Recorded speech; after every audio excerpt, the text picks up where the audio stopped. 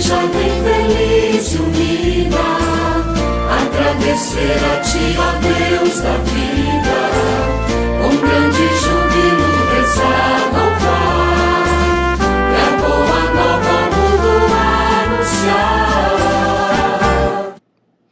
Olá, meus irmãos, minhas irmãs, muito bom dia. Bem-vindos ao nosso Comunidade em Oração desta quarta-feira, dia 15 de outubro, dia em que nós trazemos ao nosso coração a vida daqueles que nos conduzem, que nos instruem, que nos orientam no caminho de aprendizado, não só no conhecimento intelectual, mas sobretudo também no conhecimento humano e no crescimento humano. Hoje é dia do professor. Qual professor que mais marcou a sua caminhada, a sua trajetória?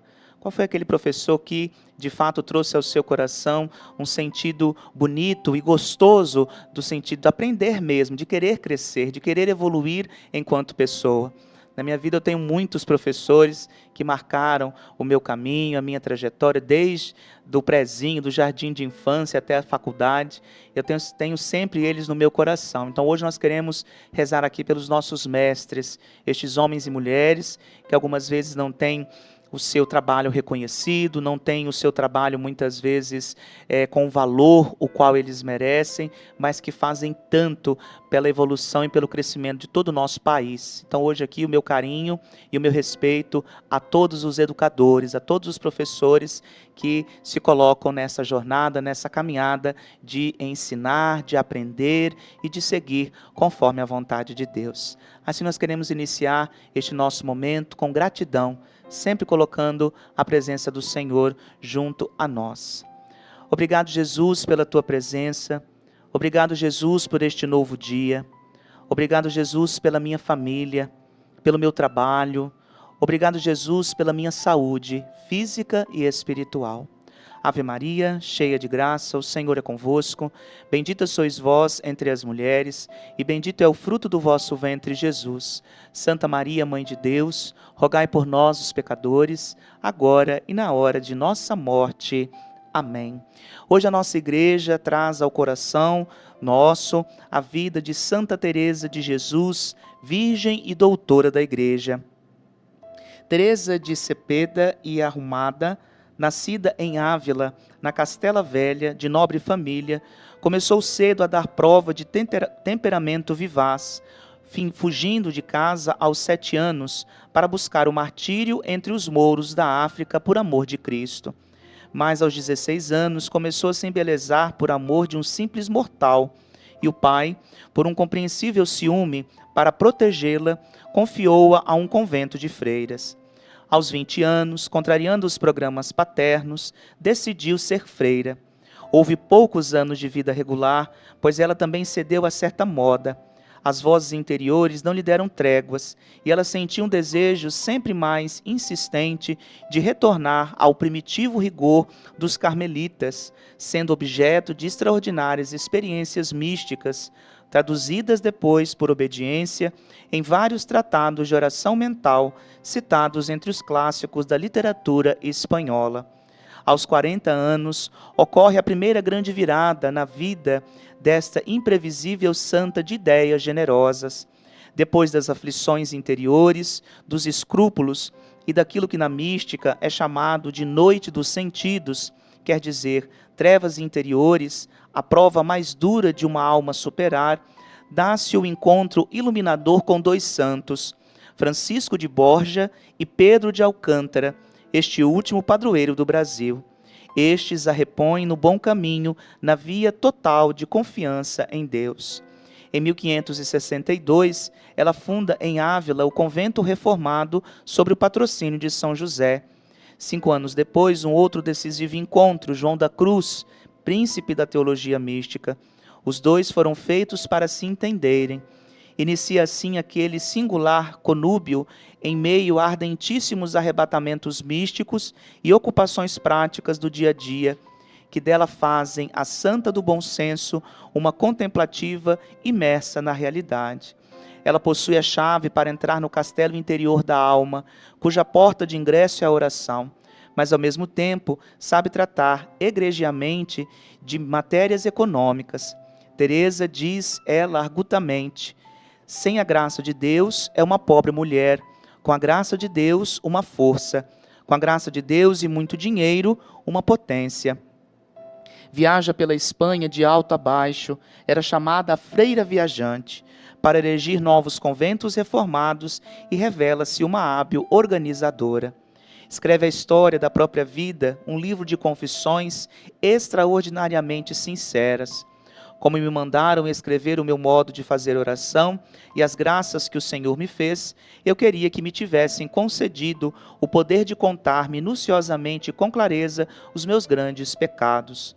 Morre pronunciando as palavras: sou filha da Igreja. Em 1970, Paulo VI proclamou-a doutora da Igreja. E aí, ao coração nosso, sem dúvida alguma, a palavra que vem é renovação.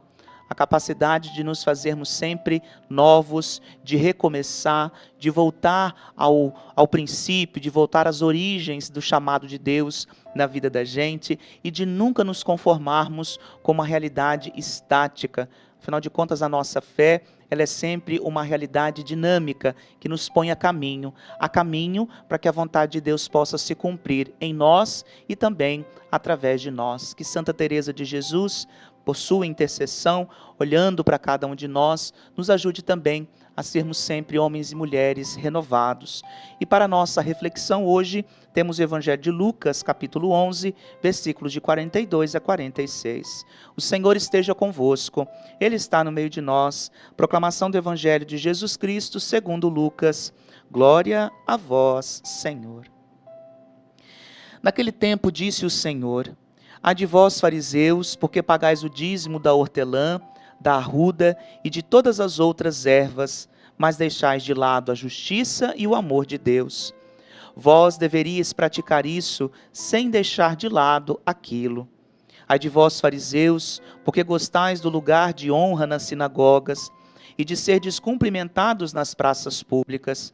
Ai de vós, porque sois como túmulos que não se veem, sobre os quais os homens andam sem saber. O mestre da lei tomou a palavra e disse: Mestre, falando assim, insulta-nos também a nós. Jesus respondeu: ai de vós também, mestre da lei, porque colocais sobre os homens cargas insuportáveis, e vós mesmos não tocais nessas cargas, nem com um só dedo. Palavra da salvação. Glória a vós, Senhor. A vida da igreja, meus amados irmãos e irmãs, ela é conduzida pela graça do Espírito Santo. O Espírito Santo é que dá vida, o Espírito Santo é o que dá orientação e que dá, de fato, aquela identidade da nossa comunidade cristã, a Igreja de Cristo Jesus. O amor foi derramado entre nós.